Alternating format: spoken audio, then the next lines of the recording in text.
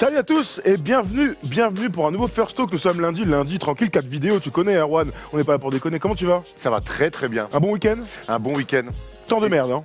Temps de merde, mais quand tu dis que demain on part à Los Angeles, finalement le temps n'est qu'accessoire. N'est qu'accessoire. Il s'est passé plein de choses en NBA. Hier soir, on a pu suivre tous ensemble le Magic Lakers sur Beansport et sur le League Pass. C'était plutôt agréable, on a eu un money time, même si les Lakers ont perdu et ont été bien nazes. Les amis, au programme aujourd'hui, nous allons parler de Markelle Fultz. Markelle Fultz qui a des problèmes d'épaule et aussi des problèmes de transfert parce qu'il pourrait être évacué par nos amis des Sixers. On va aussi parler des pires matchs de l'histoire de la NBA puisque Brook Lopez nous a régalé à 3 points. Et oui, Andrew Wiggins, ton meilleur ami, a été nul, lui aussi 0 sur 12. Et Robert Covington, 1 sur 18. On en parle dans quelques secondes. On fera un petit tour des Français, puisqu'on n'en a pas beaucoup parlé depuis le début de la saison. On n'en a pas parlé du tout même. On en a parlé chacun dans leur équipe respective. On ne s'est pas fait un petit bilan des Français de manière générale et c'était le moment parfait de le faire. Et on va commencer par une équipe qui va bien dans la conférence Ouest, c'est le Thunder. C'est parti. They do have a timeout. Decide not to use it. Curry, way downtown. Bang! OKC fait partie des favoris de la conférence Ouest. De mémoire dans les previews, tu les mettais numéro 1 en fin de saison régulière. C'est bien ça.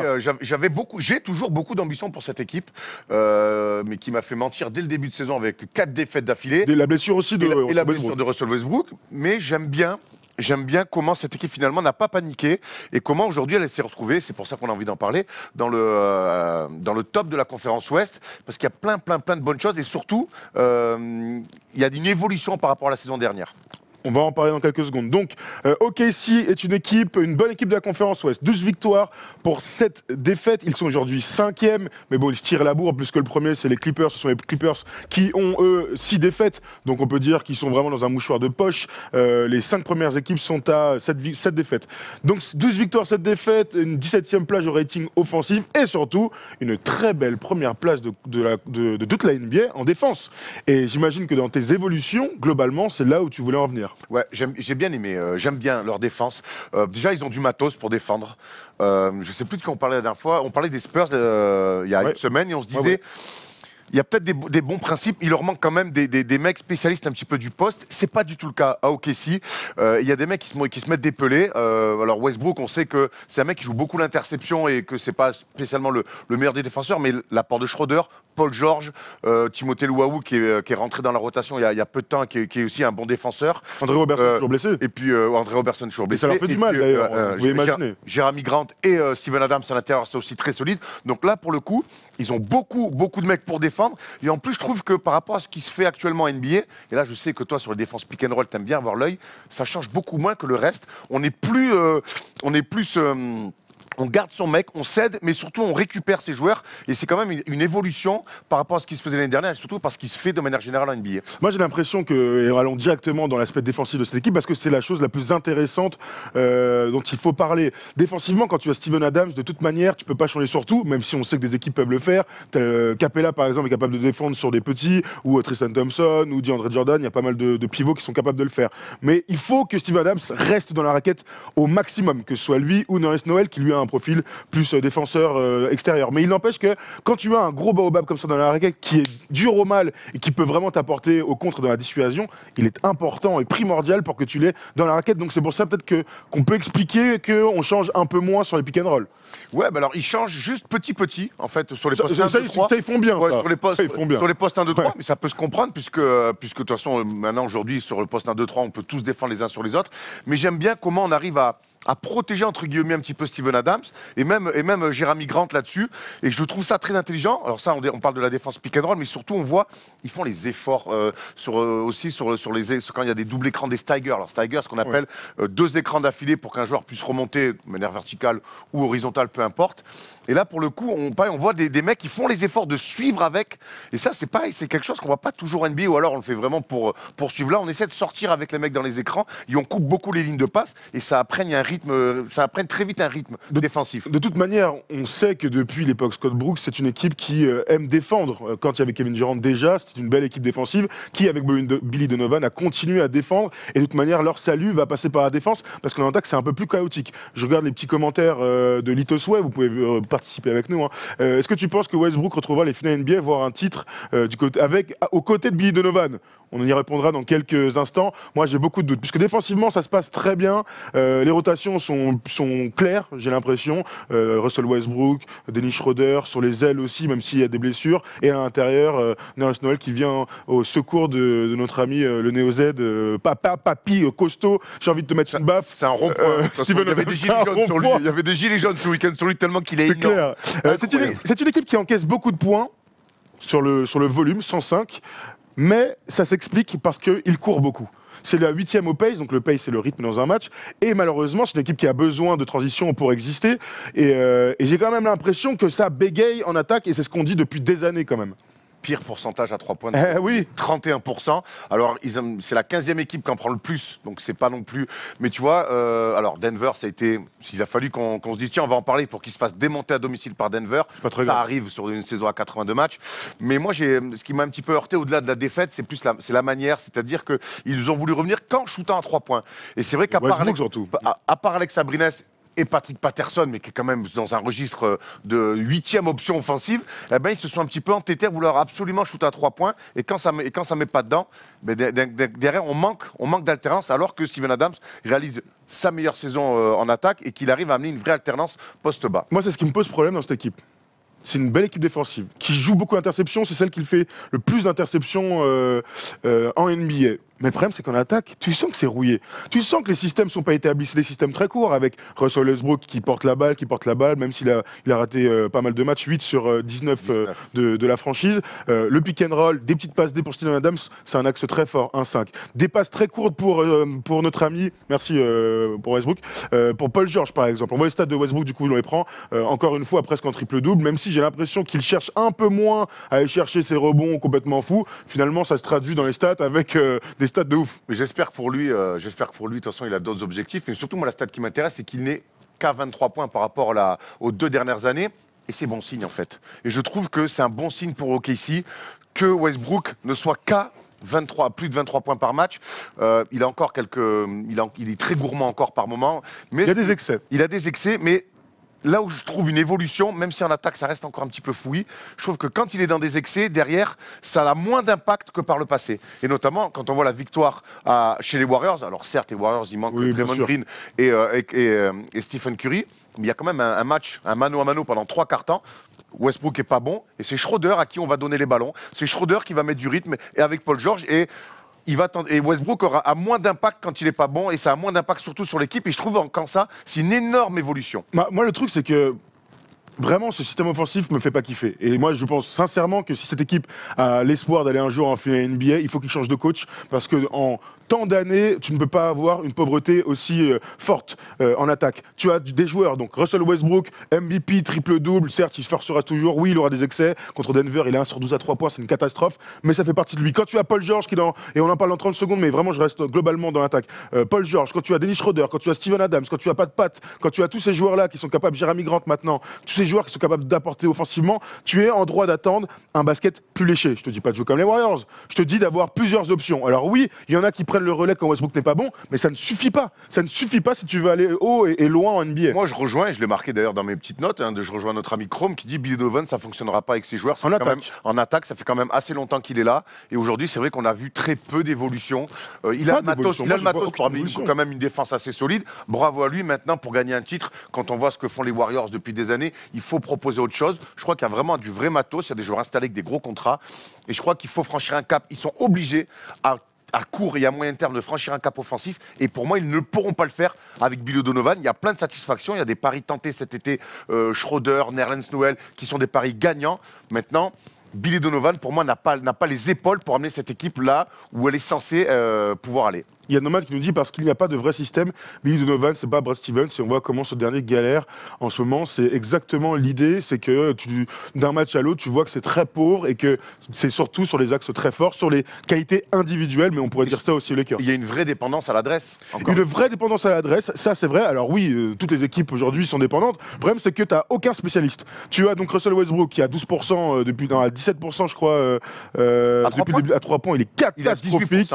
Il a 18%. C'est une catastrophe et en plus il a un gros volume. Paul George, allons sur Paul George qui, d'un point de vue des stats, s'éclate. Il est bon vraiment depuis le début de saison. Dès qu'il met plus de 30 points, l'équipe gagne. Meilleur perf en carrière au point, meilleur perf en rebond en carrière et meilleur perf à la passe en carrière aussi. Donc Sur un mois et demi. Ouais, sur un mois et demi. Je sais que c'est ta c'est théorie important. qui tient la route. Ah bah mais oui. j'espère Ma théorie, c'est que Paul George, en février, c'est j'espère qu'avec l'âge, son expérience et son gros contrat, Paul George justement pourra enfin réaliser une saison complète. Oui, de toute façon, il a tout aujourd'hui. Il est en place. Tu disais, il est enfin apaisé. Il sait où il va rester très longtemps. Et puis il a fait un choix. Hein. Il a fait son choix de dire un choix très fort. On sait que les Lakers rêvaient de Paul George aux côtés de LeBron James. Il a fait ce choix surprenant et fort de dire. Moi, je vais rester au Thunder. Et on imagine que ce mec-là, s'il reste au Thunder, c'est qu'il imagine pouvoir aller soulever un titre un jour, ou en tout cas jouer une finale. Donc voilà, donc je pense que ces mecs-là, qui ont montré des choix forts de rester dans cette franchise-là, il va falloir à un moment donné leur amener un entraîneur avec un peu plus d'idées. Le truc, c'est qu'on pourrait dire que ça marche, puisque Paul George, là, aujourd'hui, est le meilleur scoreur. Et c'est un peu dans cette idée-là qu'on avait espoir, puisque Russell Westbrook est un meneur, certes scoreur et très physique, mais l'idée que ce ne soit pas lui le meilleur scoreur, comme à l'époque de Kevin Durant, c'est une évolution aussi dans la hiérarchie de l'équipe. Et c'est peut-être ça vers quoi il faut tendre aujourd'hui de ce côté-là à OKC. Moi, je le répète, je pense que c'est une bonne nouvelle que Russell Westbrook ne soit plus autour des 30 points par match. Il fait tellement beaucoup de choses entre la passe, les rebonds, le scoring. Il est quand même à plus de 23 points par match, donc il n'est pas redescendu à 17. Mais à côté de lui, je vois quand même un mec comme Schroeder qui s'éclate, qui a plus de 17 points par match, qui a des responsabilités. Et c'était, Thomas, la grande question qu'on se posait en début de saison, c'est comment les deux vont pouvoir cohabiter. On sait que Schroeder, c'est un gros caractère, c'est un gros ego aussi. Et j'ai l'impression que les deux cohabitent bien. Oui. Ils sont souvent même associés. Et d'ailleurs, qu'est-ce que tu penses de cette association ? On voit que j'ai l'impression que les deux arrivent à jouer ensemble sans pour autant non plus être très complémentaires de base. Être très complémentaires de base. Ouais, alors le truc c'est que et comme pour beaucoup d'équipes, j'ai l'impression que c'est chacun son tour. Alors oui, il y a ce match magnifique de Schroeder où il met 35 et il fait gagner son équipe, alors que Russell Westbrook était en triple-double, mais seulement à 11 ou 13 points de mémoire. Oui, il y a quelque chose de rassurant, parce que depuis des années, moi je ne rêve que Westbrook sur les fins de match joue deuxième arrière, joue des ballons évidemment, mais comme à l'époque de Harden quand ils vont en finale, ce ne soit pas lui qui ait les décisions sur les pick and roll dans les fins de match. Schroeder a ça en lui de mettre des gros tirs, je dis pas que Westbrook l'a pas, hein, mais qu'il est plus efficient et plus efficace que Russell Westbrook. Je trouve que ça marche plutôt bien, de toute manière les résultats parlent pour eux. Maintenant voilà, je sais pas comment dire, mais dans la suite de la saison, je suis persuadé qu'il y aura des moments de moins bien et on sera les premiers à dire finalement, est-ce qu'il n'y a pas un peu de grisaille entre les deux, tu vois ? J'ai dit beaucoup trop de bien de Westbrook pour qu'on en reste là. Moi, je trouve, après, pour le côté positif, parce qu'on dit beaucoup de choses positives, mais pour le côté négatif, hormis notre ami Billy Donovan, je trouve que par moment Westbrook, il a toujours ce truc de jouer à contre-temps. Il a toujours ce moment de dire hey, ça va, je prends moins de tirs, mais par contre là j'ai envie d'en prendre.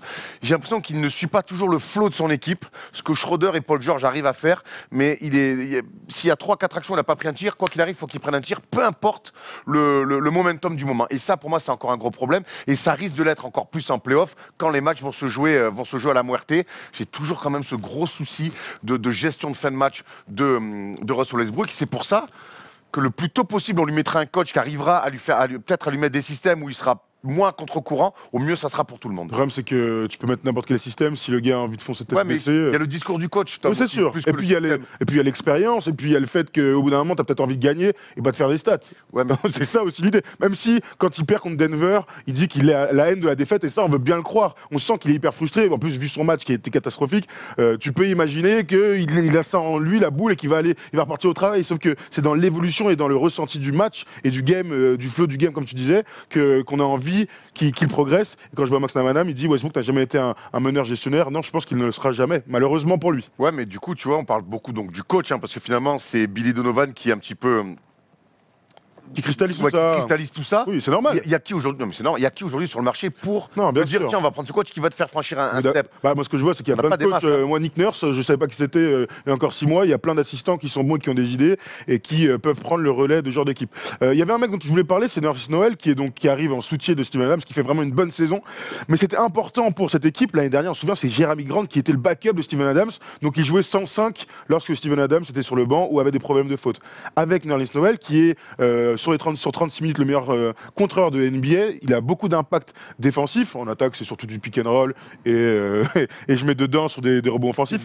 Mais il leur apporte vraiment une stabilité, un peu comme Tyson Chandler aux Lakers, quand le pivot titulaire n'est pas sur le terrain. Il leur fallait ça. Il leur fallait ça. De toute façon, ça fait partie des paris pour moi. Il sortait d'une expérience très, très négative avec Dallas où ça s'est pas du tout bien passé. Il a refusé, on se souvient, un premier contrat maximum pour ensuite après être complètement benché par Rick Carlisle. Et là, il se relance très bien.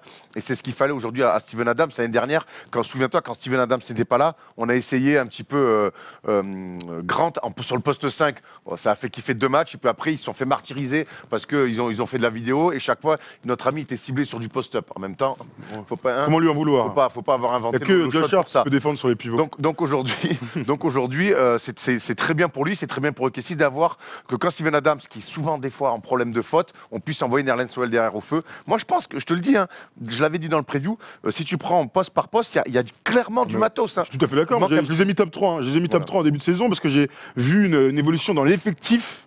Tu vois, ils se sont consolidés sur des postes très, très importants, hyper clés pour eux, à la main et sur le poste 5. Et pour l'instant, ça se passe plutôt bien. À voir. Je fais un petit point sur le calendrier avant de te poser la question subsidiaire, Erwan. Est-ce qu'ils vont pouvoir être champions NBA en fin de saison? Petit point sur le calendrier. Ils vont jouer contre les Cavs. Donc, a priori, ce sera le moyen de relancer la machine après cette petite défaite, belle défaite face à Denver. Ils vont jouer ensuite contre Atlanta, Détroit, Brooklyn, Chicago. Il y a quand même moyen de prendre et de se retrouver à la tête de cette conférence Ouest et continuer à dominer parce que c'est ce qu'ils font, surtout défensivement. Il faut qu'ils enchaînent les matchs. On se souvient, là, ils ont un bilan de 12-7, mais ils ont commencé avec 4 défaites d'affilée. Donc, clair. On peut, tu vois, ils sont à 12-15. Voilà. Donc, ils sont à 7-3 sur les 10 derniers matchs. Ouais, c'est 12-15. C'est plutôt très intéressant. Moi, je pense que c'est une équipe qui va encore progresser, qui a une vraie marge de progression. Maintenant, qu'est-ce qu'on va attendre de cette équipe-là? C'est pas une demi-finale de conf, c'est minimum une finale de conf. Moi, je suis désolé, quand tu prends le papier, c'est des mecs qui doivent avoir la prétention d'aller en finale de conf. Alors, il n'y aura pas de la place pour tout le monde, il n'y aura que 2 places, hein, je ne vous apprends rien. Mais en tout cas, je crois que l'évolution, malheureusement, pour Billy Donovan, ça va être un coach avec des idées un petit peu différentes. Ce ne sera pas maintenant. Ce sera pas maintenant. Il ne faut pas quitter un mec alors que ça se passe bien. Pour clore un peu tout ça, même si on est très tôt dans la saison, on verra. Moi, j'ai l'impression que c'est une équipe pour la gratter. Pas favorite, tu vois. Je pense qu'on les a mis un peu trop haut. Ils le sont peut-être un top 3, mais un peu trop par rapport aux autres. Je vois encore Houston, par exemple, les taper sur une série, ou même les Lakers, je pense qu'ils peuvent les taper sur une série, par exemple, alors qu'ils ne sont pas prêts du tout. Mais vraiment, tu penses que les Lakers je pense sincèrement, je pense que c'est une équipe poil à gratter qui, quand elle défend, quoi qu'il arrive, aura une chance de jouer tout le monde les yeux dans les yeux, mais il leur manque trop de choses en attaque. Ils ont du talent, mais au bout d'un moment, ne pas mettre de panier dans les grands moments, c'est ce qui va leur manquer. Parce qu'il y a Westbrook. Les Lakers, ils défendent le. Moi, je te dis qu'ils ont énormément progressé hier. C'est toujours pareil. Hein, tu prends un match comme ça, ils ont progressé défensivement, même si c'est pas encore assurance au risque. C'est pareil, c'est en attaque que ça se passe. Je suis pas d'accord avec toi vraiment sur les Lakers. Je pense qu'aujourd'hui. Je t'invite à regarder plus de matchs que celui d'hier. J'entends, mais je pense pas qu'aujourd'hui les Lakers puissent battre OKC sur une série. Impossible. Pas impossible, non. Mais je pense que si je dois mettre une pièce, c'est mieux de le dire comme ça. Oui. Je vois OKC s'imposer 4-2. Dites-nous ce que vous en pensez. Mais pour moi, aujourd'hui, les Lakers ne peuvent pas s'offrir OKC sur une série. Ça tombe bien, ce sera en avril qu'on pourra régler nos comptes. S'ils y sont. S'ils y sont, c'est clair. Putain, avec Boston, ils vont être 9e tous les deux. Ça va être marrant. Bref, on a fait le tour sur cette équipe de KC qui va très très bien malgré cette dernière défaite, on l'a dit, et qui pourra tranquillement accéder aux premières places de la conférence Ouest dans les jours à venir. On enchaîne avec un autre sujet qui nous tient à cœur. C'est un mec qui a mal à l'épaule, c'est Markelle Fultz.